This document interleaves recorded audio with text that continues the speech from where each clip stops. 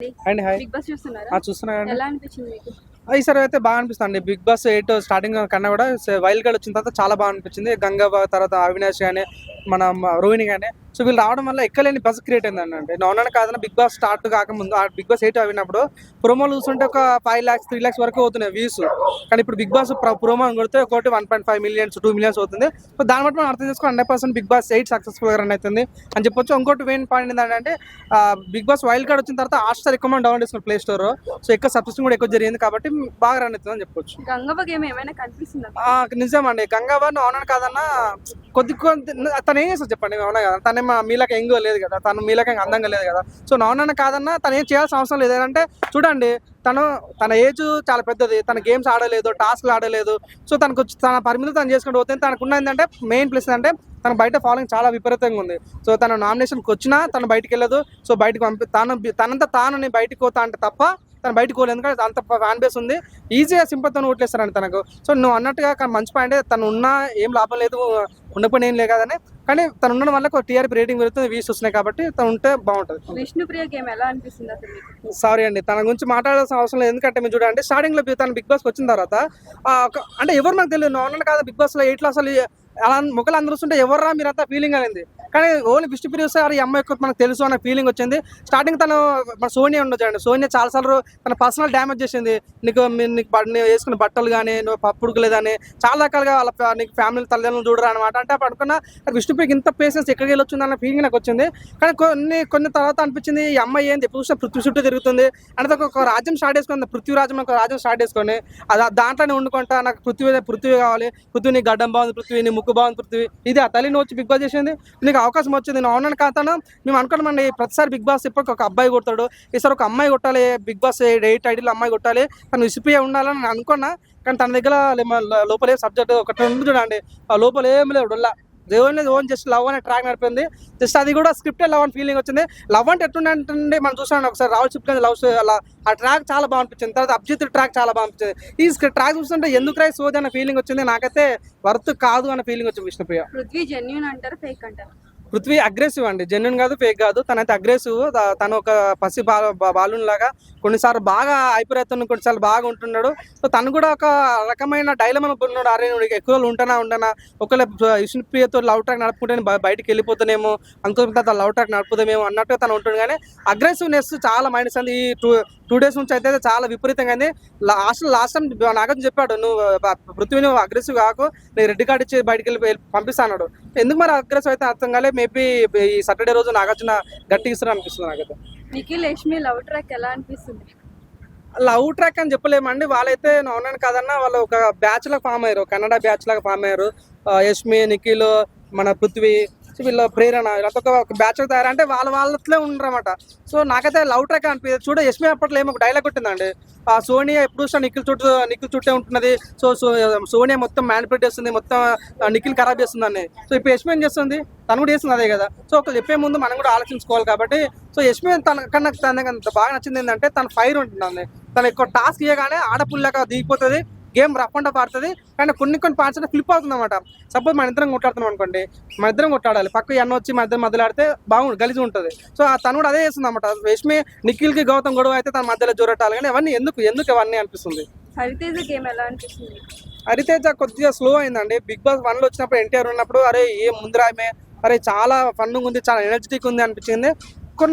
ఇప్పుడు big boss 8కి వచ్చిన తర్వాత కొద్దిగా ఆ ఎనర్జీ మిస్ అయిన ఫీలింగ్ వచ్చింది. సో ఎనీవే మేబీ ఈసారి ఎలిమినేషన్ లో మేబీ తను ఉండే ఛాన్స్ ఉందని అనిపిస్తుంది నాకు. గౌతమ్ ర్యామ్ బుతా ర్యామ్ నిజంగా మాట్లాడుకోవట్లేవు. స్టార్టింగ్ లో తను అశ్వధామ అన్నప్పుడు ఫీల్ అయ్యాడు. నేను అనుకున్నా అరే అశ్వధామ మంచి పదం ఎందుకంత ఫీల్ అవుతున్నాను.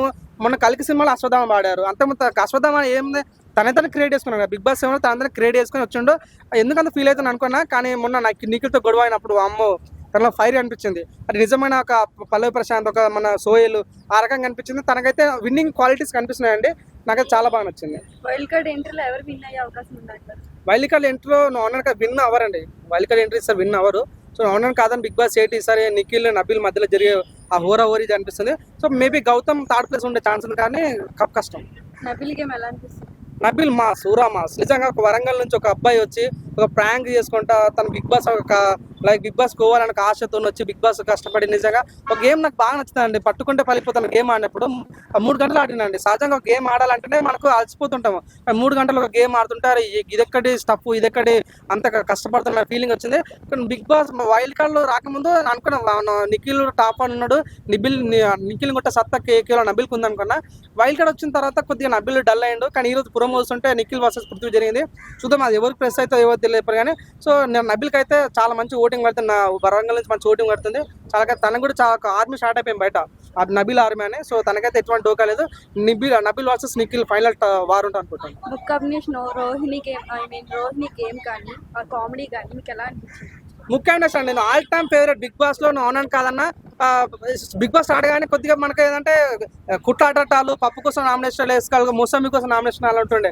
కానీ ఎప్పుడైతే మనం ముఖ్యంగా వచ్చిండే చాలాసేపు నవ్వుకున్నాం అండి. ఒక బిగ్ బాస్ అంటే మనం ఏంటండి, మనం డే అంతా కష్టపడుతుంటాం, కొద్దిగా రిలాక్స్ అవ్వడం కోసం బిగ్ బాస్ చూస్తాం అవునని కాదన్నా. సో రిలాక్స్ లో కూడా కొద్దిగా హ్యాపీనెస్ కావాలంటే ముఖ్యమైన జనరేట్ చేస్తున్నాడు. ఈరోజు బిగ్ బాస్ చాలా మంది ఎంటర్టైన్మెంట్ కోసం చూస్తున్నాడు, కేవలం ముఖ్యమైన రోహిణి వీళ్ళిద్దరు కూడా బిగ్ బాస్ లో చాలా వర్త్ అనే ఫీలింగ్ నాకు కలిగిందండి. అన్న నువ్వు మొన్న ఒక డిస్కషన్ వచ్చిందన్న, రోహిణి అన్నారు. చెప్పనా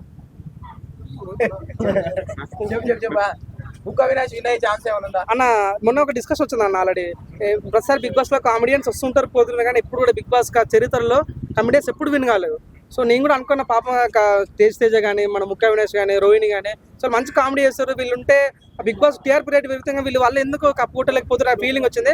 ఒకటి ఏంటంటే అన్న, మేము అవునని కాదన్నా, హీరోనే కమెడియన్ అన్నట్లు అయిపోయింది ఈ రోజులలో.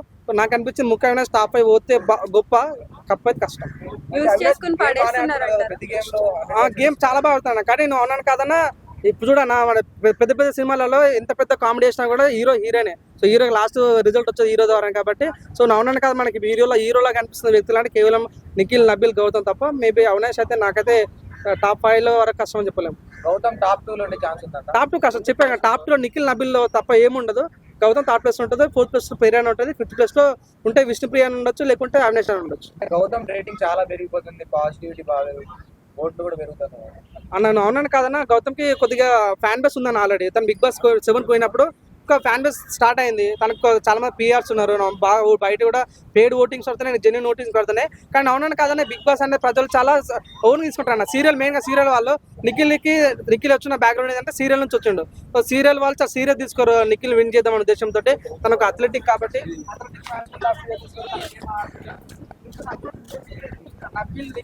గౌతమ్ ఉండే ఛాన్స్ అయితే గౌతమ్ చెప్పలేమన్నారు, చెప్పలేము, డూ ఆర్ డై చెప్పలేము.